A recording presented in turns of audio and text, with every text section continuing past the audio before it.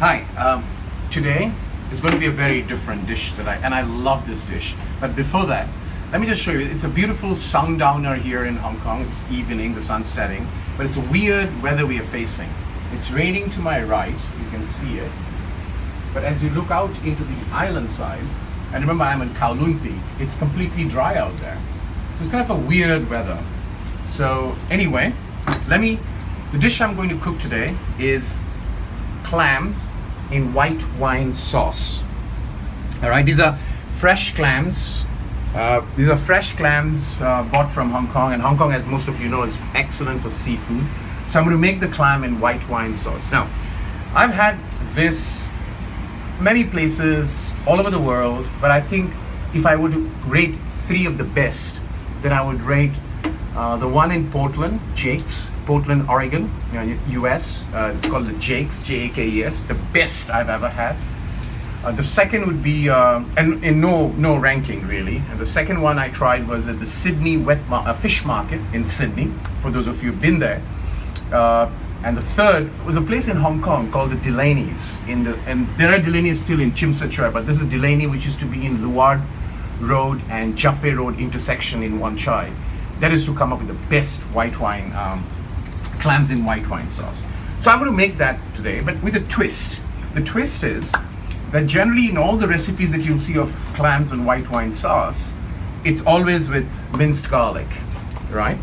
But here's the twist. I was in Sydney, and this is a wet market, where I went to order the white wine clams. This was way back in 2008. And the guy said, do you want garlic or do you want onion? I'm like, sorry? He said, no, this is because some people are garlic intolerant. And I didn't realize that there are people who have garlic allergy. So I told him, I said, you know what, I would like both. Because so far, till then, I had only with garlic. So I said, let me try this with white wine and white onion and garlic. And he said, in his inimitable Australian style, mate, your money, your choice. And then he put the white onion and garlic together.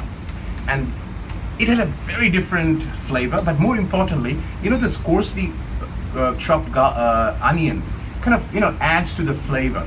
So that's what I'm going to cook. So here's the ingredient for the clams on white wine sauce. You got butter. I put it like that because I'm going to melt the butter. I'm not going to put the butter in the thing because it burns. It's unevenly melts, and therefore part that melts early burns. So I'm going to first kind of melt it in a microwave. This is the coarsely chopped white onion, which is where I found it in the Australia Sydney wet fish market. Minced garlic goes with, absolutely has to be there, and it's about 550, 600 grams of clam, right? I'm going to show you that the cooking process is again roughly 10 minutes. Again, the whole dish you can cook under 20 minutes. And what I'm going to use for the wine, I'm going to again use a dry wine because, by dry, just to take, for those of us who are not wine connoisseur, I am not. A dry is always a Chardonnay, a sweetened or a sweet one is always a Sauvignon Blanc, or a fruity one is always typically a Sauvignon Blanc. So for cooking, I will use a dry, any dry white wine, or to safe bet, Chardonnay on the dry side. Yeah? So that's the cooking. We'll come back to you shortly and show the cooking process. Hi, so I showed you the ingredient in my balcony, so this is the time to cook, just before dinner. So I've got my pan in there, it's lit, the fire is lit. So here is the melted butter. So I'm going to just put all of it here. I'm going to increase the flame a little bit so the butter gets heated up. And I'm going to use this to spread the butter a little bit. The reason I melt the butter first is because, again, as I said, if you put the whole butter, it kind of melts unevenly, and the point of butter that melts early gets kind of burnt smell. So this is the best way to do it. That's again from experiment. I kind of not doing that. So once the thing gets heated up, so we're going to Julie, come here. We will put the onion, right? So you can see the butter is bubbling in. So that's when I put the coarsely chopped onion, right? on the kind of medium to high flame at this point in time.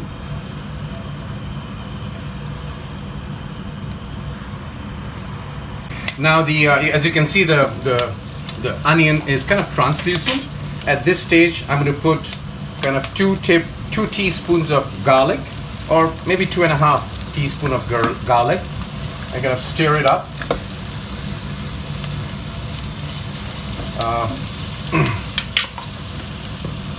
So I'm going to let the garlic take a little bit of kind of get cooked. You'll know the smell of the garlic when it's cooked. So I'm going to lower the flame a little bit. So it seems to be, while this is cooking, what I'm going to do is I'm going to put the flame on low, and I'm going to take the clams on a strainer and put it up. So that's this. I'm going to put this there, increase the flame to medium, yeah, and I'm going to put the clams in there, and I'm going to increase the flame. Now at this stage, I'm going to put some salt, okay? I'm going to put some salt. The final salt test later, but this salt will help in the cooking process, and more importantly, opening up of the clams. Now remember, the clams have to open up. If the clam is shut, just throw that clam, because that means that clam is not good. All the clams will open up, and we'll see this as we cook. So I'm going to cook this, I'm going to mix it up. And you can see, as I told you, the chunks of onion, that adds to the flavor. So I'm going to increase the flame a little bit more, and you can see the clams are opening up, right? So that's the whole idea. All the clams, if the clam is good, then they'll open up. And this is from, in Hong Kong, the clams are of extremely good quality, so no issues at all. So we're going to cook this for a while. Now as you can see, the clams are all opened. There is actually, if you observe, there's only one clam which is closed. No, actually all clams are opened up, which only goes to show the high quality of clams that you get, right? Now I'm going to put this on low flame, and I'm going to go and get the white wine. And again, as I said, I always use dry, so I'm going to use a typical Ross and Retreat Chardonnay. I'm going to put it on high flame. Put it on high flame and pour a lot of white wine into that. All right. So that's done, and the rest I can drink myself. So that's a lot of white wine, and you can see this. If Julie can come here and show it, the white wine is kind of frothing. What this does is it gets the wine out of the way, and it only retains the flavor. So this is, you have to boil a little bit on this so that the white wine kind of, the alcohol in the white wine gets boiled out, and what you left to it is the flavor. At this stage, I'm going to do salt test. So I'm going to take the juice, again, always the water, a little bit of salt. I'm going to put a little bit more salt, and this frothing is when the alcohol is burning out, which is important. So I have to let it boil a little bit so that the alcohol gets out. While this is happening, I'm going to head to my fridge, and I'm going to take the cream. Right? That's very important. And this is again a low-fat cream, and I'm going to shake it a bit. I'm going to add the cream. This is again what I think gives it that beautiful creamy flavor with the white wine. I'm going to stir it a little bit.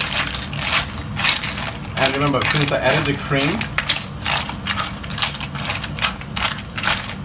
I'm going to do another salt test. Perfect. But I think it needs to boil a little bit more so that the wine kind of completely distills out a handful of more of the cream, and this is light cream, so no issues with health and things like that. So now you can see it's all well done. So what I'm going to do at this stage, I'm going to lower the flame, remove the pot, put my heat dissipator contraption, as I call it, in short of better words, put it back there and put it on high flame, all right? And I want the alcohol to kind of get out of the way. I just want the white wine flavor, right? So that's how it will. I'll kind of boil it for about 2 minutes on this, and then I come back into the final preparation. All right, now this is done. I'll do one last test of salt as well as the the alcohol flavor. Yep, it's perfect, and you don't see this frothing, which means the alcohol is done. So here's the final test. Final ingredient. What I'm going to do is sprinkle some parsley. Yeah,